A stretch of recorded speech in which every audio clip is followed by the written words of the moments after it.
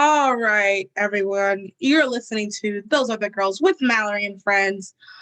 I'm Mallory, and this podcast goal is to change culture and bring back traditional values. Forgive me, I may cough. I'm going to try my best not to. I'm sure that's going to be super annoying to hear. I have tea. Peppermint tea, to be exact. And we're switching things up a little bit. We're going to be trying some different things in the upcoming new year, just bringing forth the best experience for you, the listener, for our fellow other girls. But yeah, I'm super happy to be back. It has been a hot minute. Let me take another sip of tea. As we do a TCAT, as we do the TCAT in the middle of the week, because this is the time that we could do it. Last weekend, my voice was gone. Saturday, I woke up, had no voice, and I've been fighting a cold. I'm much better now, despite the, and it's just a cold, don't you worry. It's not anything more than that. But I mean, there's a lot of things that I've wanted to talk about. A lot of things have happened that I think will be, I just wanted to talk about as a human. Like, I don't know about anybody else, but like, and I know Alex Stuckey says this, like, sometimes things happen, you just want to talk about it. Like, you want to get your thoughts out. And then B, like, I'm sure some people have been wondering, like, what is a good Christian conservative perspective on X, Y, and Z? So that is what today's episode is essentially going to be about. Vic is busy with life. She has a lot of things going on, so she's not going to be on this episode, and might not for a couple of episodes, but she will be back and ready for action. This is a solo weekly TCAP. We'll see how long I can go. Y'all know I can talk for like an hour by myself, but with the voice, I might not be able to. But I definitely want to do this because also too, Those Are the Girls, we want to put out a new episode, 2 new episodes a week. That's very important to us, at least to me. It's very important to me to get out 2 new episodes, and episodes that you can share, episodes you can enjoy. I mean, we are a podcast for everyone listening. So without further ado, let's talk a little bit about the podcast. For any new listeners, this is Those Other Girls with Mallory and Friends. As I said earlier, I'm Mallory, and really what we talk about is any and everything in regards to life, relationships, pop culture, career, and now we do true crime, which looking at our analytics for the year, clearly everybody likes true crime. So that's been made clear, everyone. We're going to keep it up. We have a really good one coming up for Christmas. There's 2 that we can do. We'll probably do the other one next Christmas. But maybe you guys can guess what 2 or which one is going to be. We're either going to do Scott Peterson or why can I not remember the little girl's name? John Bonet. We're either doing Scott Peterson or John Bonet, working through that, but those are both so sorry, everybody. Those happen around Christmas time. So I feel like this will be around the time to do this episode. Those 2 are both very highly publicized. They're very, I mean, Gone Girl was pretty much made from the Scott Peterson story. And then John Bonet Ramsey, you know, you can't say the word child pageant without someone bringing up what happened. And there's like tons, there's a show about finding a girl to play her in the show on Hulu. So these are both very publicized, and they're talked about a lot, but you haven't heard me and Abby talk about them. That's what's going to be different. Anyway, so we talk about these things, and we really appreciate it. Now that our podcast is up and running, we do need a little bit of help with things.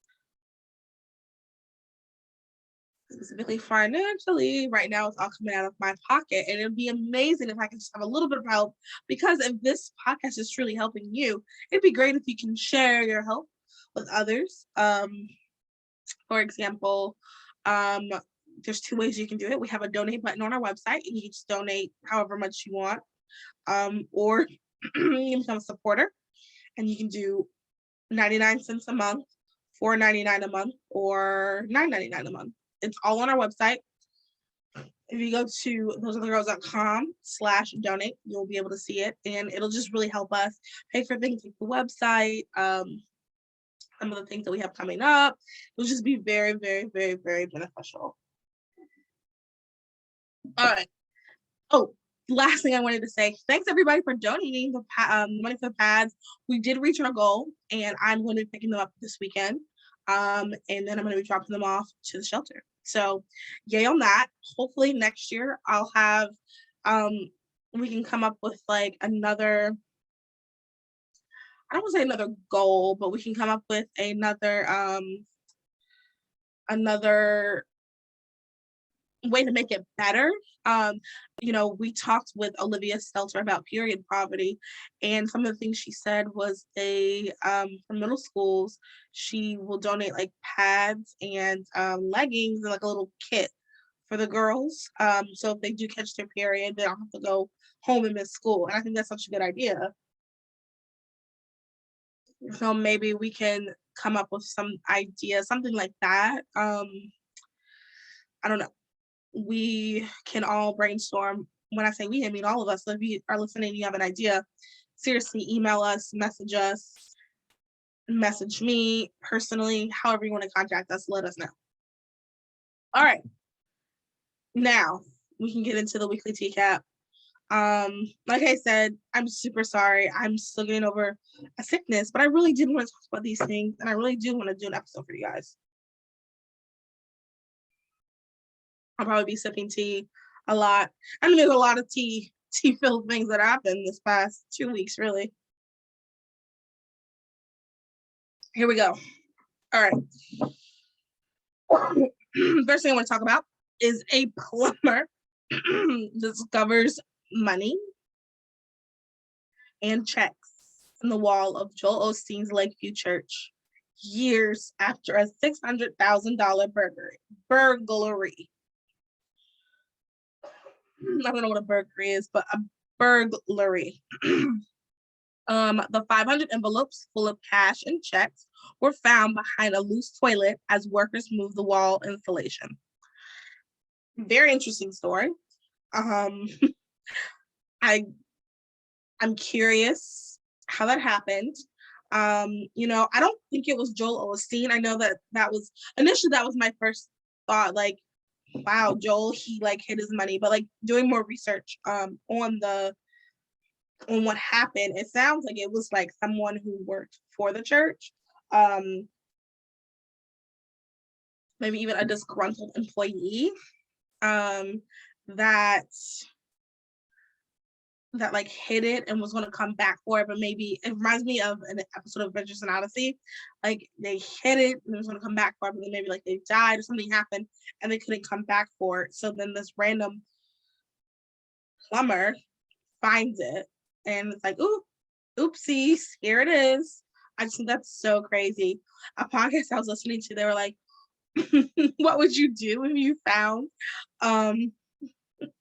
they were like, what would you do if you found the money? And the girl was like, I forgot how much it was in cash or how much it was in checks, but she would be like, oh, look at all these checks that they found. She wouldn't say anything about the cash, which is funny. Not ethical, but funny.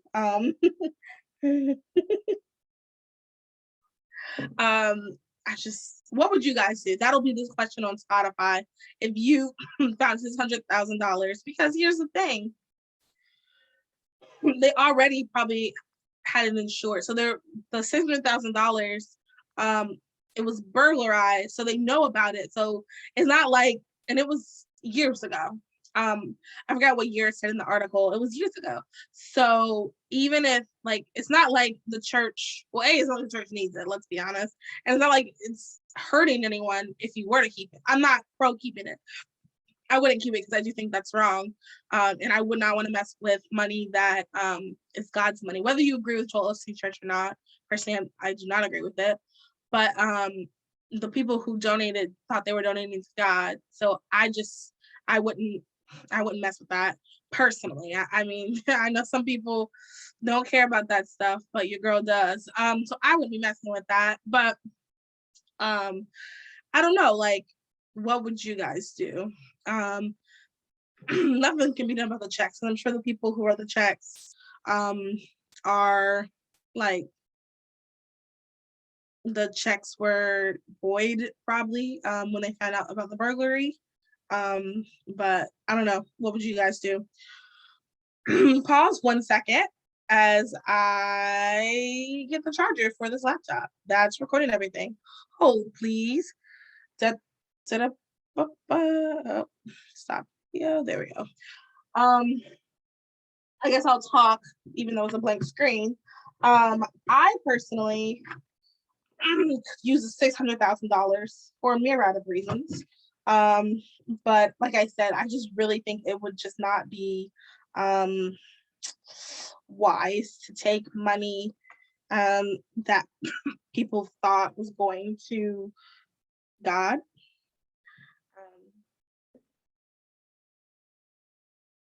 It just wouldn't be wise. And I mean, that's even to the people who have churches that misuse the funds. I'm sorry, I wouldn't, if I were you, I would not be doing that, misusing God's money, especially, I don't know, I just, things that it is not, and that would be me. As they say, my pronouns are she, because I can never be her. Anyway, so yeah, I'm back on screen. Okay, so the next article, or the next topic,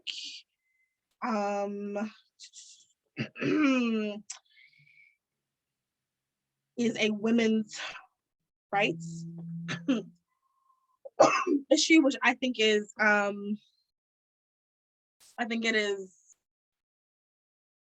that is one of the purposes of the podcast as well. I mean, the podcast has tons of purposes, but I do want this to be a space for women, for us to talk about women's issues, for us to talk about women's issues from a Christian conservative perspective. I am very pro-woman. I definitely want all of us women to succeed. I understand the importance of women and our femininity and how God has blessed us, truly blessed us. And this issue is something that affects women, and it's something that's not very fair. So here we go. While University of Pennsylvania transgender swimmer Leah Thomas has spent 3 years at the Ivy League school swimming as a male, has been busy smashing female pool records. Friction has been building within the team, according to a Penn female swimmer who said she feared for her ability to find employment after graduation from college for sharing her honest opinion about a transgender teammate. For that reason, Outkick is granting her anonymity to speak out. Thomas's latest round of swimming record destruction came at a 3-day meet in Akron, Ohio, where numerous pool, meet, and program records weren't just destroyed, but lowered to a point where they may never be broken. Oh, wow. Friday, the Ivy League 500 freestyle record was broken. Saturday, Thomas set the nation's best time in the 200 freestyle, which also destroyed pool, meet, and Penn program records. In the 1650 freestyle final, Thomas didn't just swim and set a new program, pool, and meet records. It was a total annihilation. Penn's Anna Kaladzyde finished second place, 38 seconds behind Thomas. So, fun fact, I was on a swim team from 5 years old to the 8th grade. Was it 8th grade? Yes, the 8th grade. Same with ballet. I did ballet from 3 years old to the 8th grade. My mom had me in everything that she could possibly get me in. And for the record, 38 seconds is, I mean, that's a long time in swimming. I sucked at swimming, was not good at it, but I did it and I know how to do it. And if I needed, I could probably go into coaching if I really wanted to. And so, funny story, when I was back at Regent, I was swimming. There was a YMCA across the street, and I would go to work out. And at the beginning of my time there, I would swim. And a girl stopped me. A girl stopped me and was like, "Wow, you're a really good swimmer. Like, are you professional?" And I was like, "No." It was just funny knowing me as a non-athletic that someone thought that I could have possibly been like a really good swimmer. I think it's not necessarily that I was a good swimmer. It's just people don't swim laps. And I was doing like butterfly and breaststroke as well because it's, the motions are really good for your full body workout. And I think she was just like, wow, like someone is doing these fancy like moves, not just doing freestyle. Anywho, terrible. And I think this is this is one of our biggest concerns, those of us who are against biological males swimming or competing against females. It's shattering these records. It's not fair. I mean, it's I forgot I forgot what podcast it was, but the comedian Ryan Long, and he was saying like, and he's on the like he's not liberal or Democrat, which I think I love. I'm sorry, he's not liberal or conservative, which I love. He makes fun of everybody, but he was like, it just seems like men are even better at being women than women are. He like made a joke like even like the number one female serial killer is going to be a man one day, just because like men just do things better, and it's like, that's not fair. Like, and we say this all the time, men and women are equal in value, but they have different roles. And that's okay. God made us different. God made us uniquely different to complement each other. Therefore, when it comes to competition, it makes sense for us to have separate competing. It's not fair to these women who try really hard. Also, too, what I noted in this little statement I read was she's scared about her employment for speaking out. And I hate that. Like, it should not be that way. And I mean, she should be. Like, let's be honest. Like, J.K. Rowling asks an honest question, and all of a sudden she's the enemy of the trans people. So this is just, it's upsetting. Like, I understand why she's upset. I understand why she would want to speak out. And I think this is something that we definitely, all of us pro women, because there are some people who consider themselves feminists that are against this as well. TERFs is what they're called. I think this is something we can all come together to discuss and to work on. And I'm just, man, I do wish Vic was here to talk about this from the athlete's perspective. Because I'm pretty sure, like, especially, she did golf. Men and golf is not good either. And I mean, also too, for example, I'll just use breasts. So for swimming, every single second counts. Like every single millisecond counts. So just not to be graphic, but my breasts are rather large. That is going to hold me back because of the way it's in the water. It's going to hold me back a little bit compared to a man that's flat chested or a woman that's flat chested. That's going to add, I'm going to have to work a little bit harder to reach certain goals. It's going to hold me back, which, if God bless me, God bless me. But, it's tiny things like that, like competing against a man, they're going to have certain advantages that I'm just not going to have. And that's why it's fair to keep men and women separate. And I'm glad these stories are coming out and that more people are speaking up and speaking out so we can get some real, like, all right, let's get some legislation. Let's get the ball moving. Let's get people standing up because it's just not fair. It's just not, especially when girls have worked so hard their entire college and high school experience. And then to get here and have a man shatter the record. And I mean, they said total annihilation of the record. That's not fair. It's just not fair. And I would really like to hear someone's that was pro biological men like doing sports with biological women. I'd love to hear their argument, like why they think it's okay and why they think it's fair. So if you're listening and you do think it's fair, please like let me know. I'd like to hear the argument. I legitimately don't understand how you can think it's fair. Men and women are different. I mean, I guess if you think men and women are not different, then maybe, but there's so many there's so many ways to go against that they are. So I don't understand. All right. I don't get it. I hope that these type of events are waking people up to speak up, waking people up to speak out, and waking people up to do something else, to be different. And I mean, another way you can be different is starting your own business. I don't know how else to transition to our ad. We are sponsored by Living in the Light Co., which is an amazing apparel company that I 10 out of 10 recommend. And it started off as a passion project in 2019. And Brooke, the founder, she left her nursing job in 2020 and she does it full time. And she thinks that this business is her ministry. God has called her into this as a ministry. All of the apparels are custom designed by her. She does not purchase through mass retailers. All of the bows and scrunchies are wholesale through small businesses and are handmade.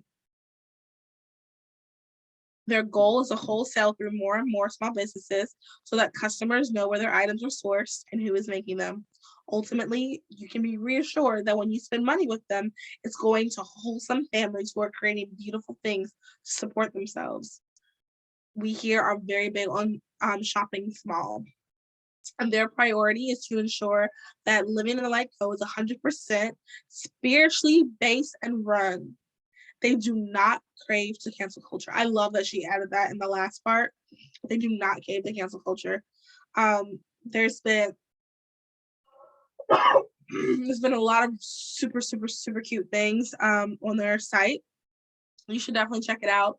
And when you go, you should use the code Those Girls to get 10% off. And we're going to be doing an interview with Brooke, hopefully eventually. It's been hard planning all these things with the holidays. And this year I really wanted to do like a gift guide. And I had all these big plans and then I got sick and just so many things happened. I was in DC and it's a bunch. So next year I'm going to plan better. We're going to do a lot more. I'm also not going to get sick. So that'll probably help a little bit. All right. So next topic. I'm excited to talk about this, especially as a Black person. Jussie Smollett, as Dave Chappelle calls him. So the Empire actor was found guilty of disorderly conduct. And the defense files as an appeal. All right. There's more in this that I will try to read without hacking my lungs out. But I want to say the fact that they're filing an appeal. And I think I want to say Claudia from the Morning Post said this, but it's like how I feel completely. That's embarrassing. Like you lost. Like, okay, stop. Like now you're doing too much. Like, but I guess if you're in a lie, you have to keep lying. You have to. Because my thing is like, one thing we can say in his defense is like, okay, maybe something did happen because this boy is really fighting it. But then at the same time, it's also like, we know it didn't happen. So you look crazy. You look crazy and dumb. All right, let me take a swig of this tea and hopefully I can get through this without coughing.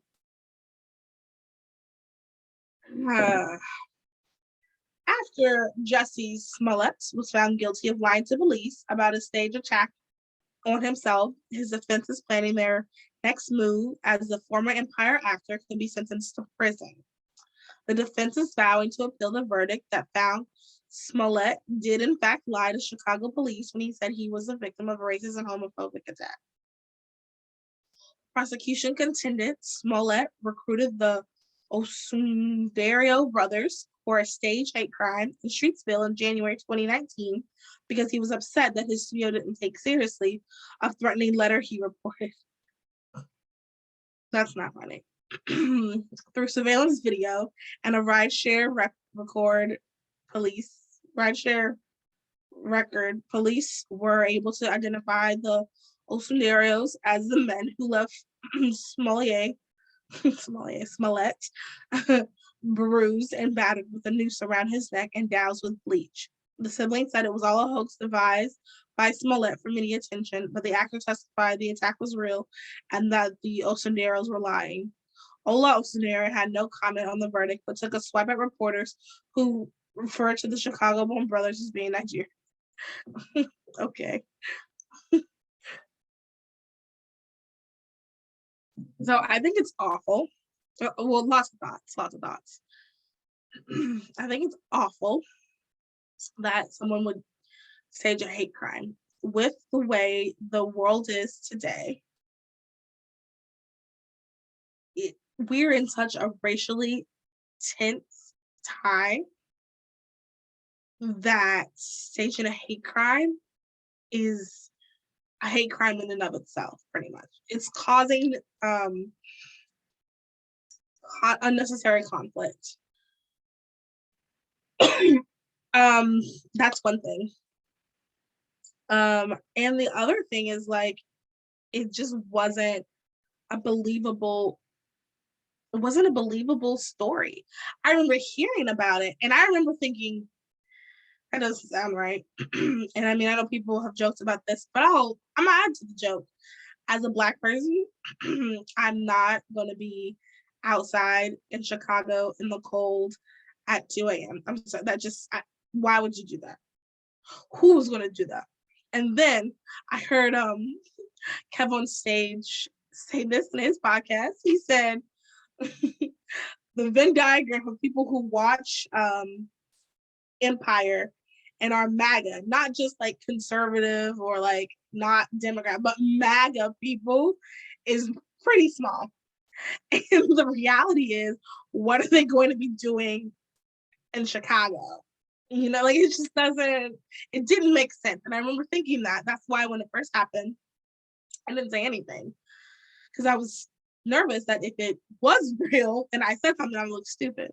But I mean, it didn't make sense. Like it wasn't a believable story. And then like also to MAGA country, like no one's gonna like that isn't even like people said this is MAGA country. I've never heard anyone say anything like that before. Like it's dumb, stupid, silly. And I just think that this had done more harm than good if he tried, like if we couldn't prove like I'm on the prosecution, like if they couldn't prove that he wasn't a victim, like it's just like adding more division. It's hurting people. Lies like that hurt people. I also think that lies like that hurt people. And there was one Black juror on the jury, and I want to say it was ABC interviewed him or something, and he made a point. He said what really sold him was how he put the noose back on to show the police. And he said, as a Black man, I'm not going to put the noose back on. And I thought about that. As a Black, I would not, I would take the noose off right away. That's something to, he kept the noose on for the police to get there. He took it off and then put it back up. Like, I would not have even, like, that's so awful. Like, I just can't even, words can't even express really like how that is or how that feels. It's just, that's crazy. This whole thing was crazy. I mean, he's not gonna do jail time as a celebrity, but I mean, his career's over. All those people who stood by him are, you know, not saying anything, of course, because now you look stupid. The rest of us knew it was fake, but clearly you didn't. It's just, no, it's just not a good, I don't know. I'm disappointed, I guess. Disappointed that someone would want to do something like that. Because real hate crimes happen, I don't know, not every day. I'm sure, like, not to that scale. But real hate crimes do happen, and it takes away from real hate crimes. We're already having hard times in people believing that hate crimes happen. The fact that people are now faking them, I mean, it doesn't, there's no point, there's no helping. There was nothing positive that came out of this experience. Nothing. And I hope that he feels dumb. I hope that he gets some sort of conviction in his heart, because, I mean, he messed up. Point blank period, he really messed up. That's enough on that.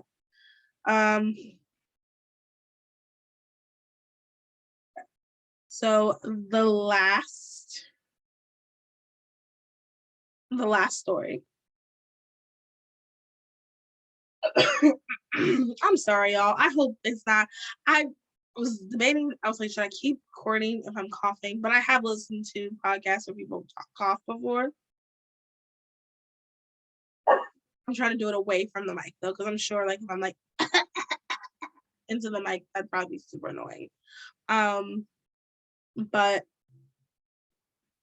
last story.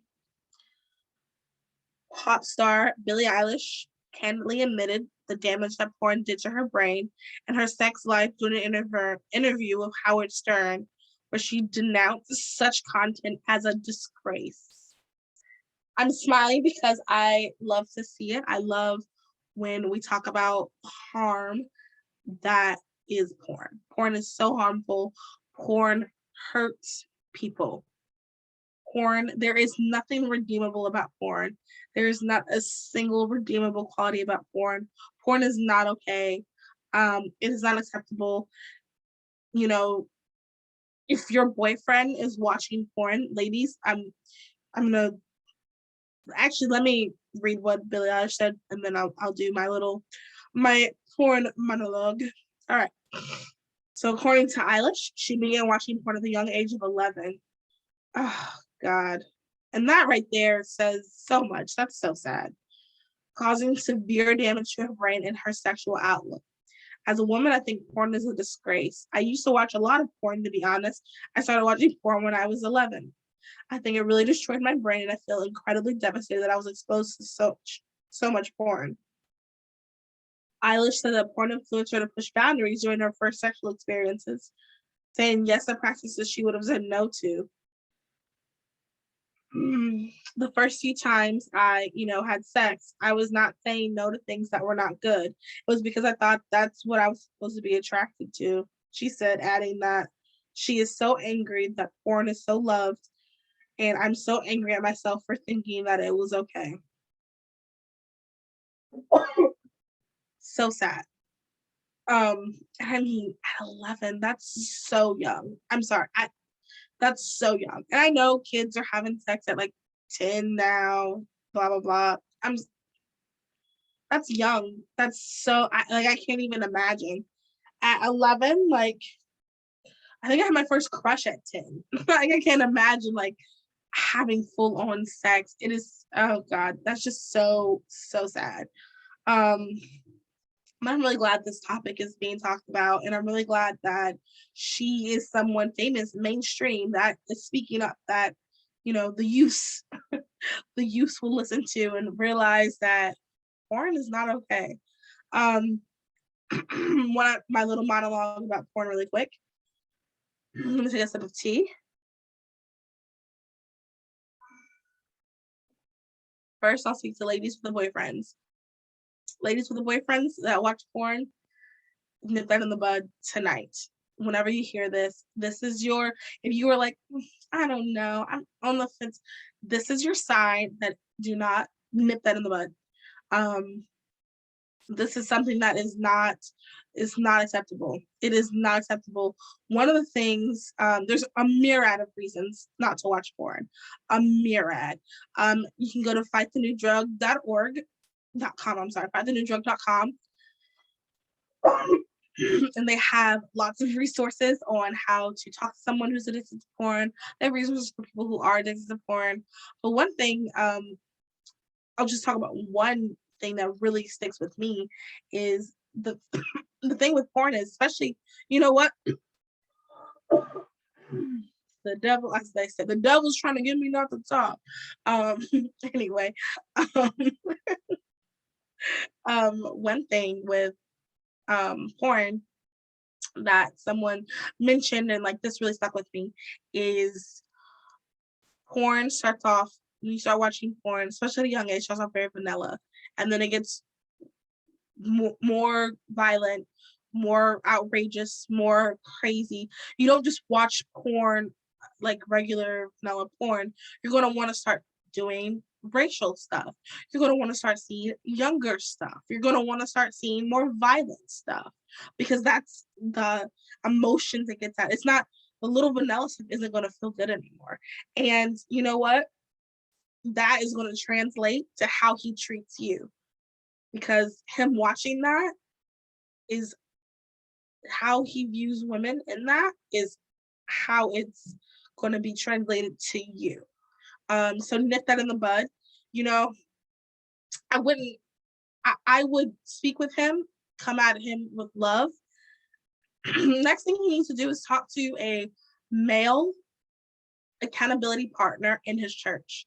I know that a lot of churches have that. I know, because it's a problem in the church. It's a problem in the church, and I don't know why, you know, men are, it does not seem as if men are holding people accountable for it the way women are holding women accountable for other things, but this is the woman's perspective. I could just not be seeing it. But it is a problem in the church, and you should definitely, there are groups that your boyfriend needs to be a part of. And not just your boyfriend, your friend, your brother, your father, your uncle, your grandpa. Like, this is not a good thing. Reach out to them, talk to them. Ladies, if you're watching porn yourself, because unfortunately women have gotten into porn too. I will say women get into porn because of their partners. So that's, I mean, there's a lot of things. Some of the stuff she said to me also kind of explained a lot. You know, for a while she was dressing in that baggy clothes and things like that. She was dressing in all those baggy clothes and all that stuff. And in my head, I was thinking that kind of explains she had a warped image, like how she saw men saw her.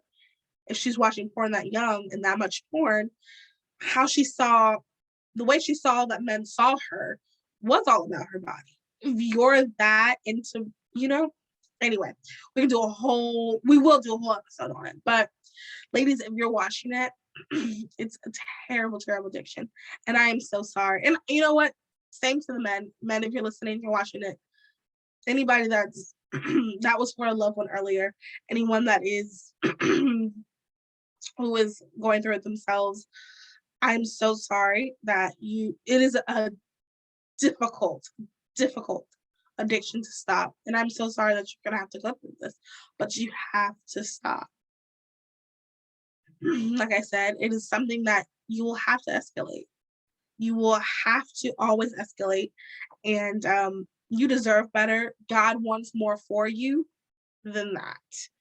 Fightthenewdrug.com has really good resources. Reach out to someone at your church. Reach out to me on our Instagram page or my personal page, whichever one you feel more comfortable with. I can help point you in the right direction, get you some resources, get you an accountability, someone that you can be accountable for or accountable to, that'll help you through this, because it's not a joke. Like,